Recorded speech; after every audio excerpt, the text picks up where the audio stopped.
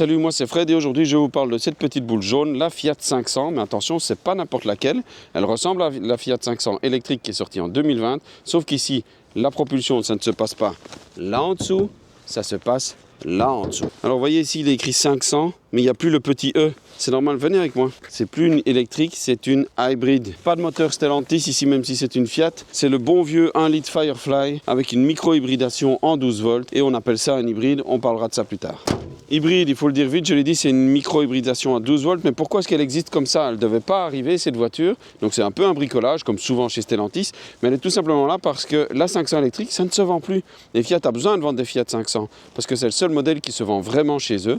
Alors concrètement, on a un litre Firefly, 65 chevaux, 92 Nm pour un peu plus d'une tonne. C'est pas grand-chose, 0 à 100, 16 secondes 2. Oui, vous avez bien entendu, 16 secondes 2, 1, 6,2. C'est énorme. Mais bon, c'est une voiture pour la ville, surtout, donc c'est moins important. À l'intérieur, rien ne change par rapport à l'électrique. Donc par rapport à la génération précédente, c'est bien, on a un peu plus de place. On n'est pas assis comme ça, mais c'est quand même pas exceptionnel. On reste assis haut, ça peut vite être gênant. Et quand on est un peu plus grand, moi c'est 1m78, ça va, mais quand on sort, pouf, vous toucherez très vite.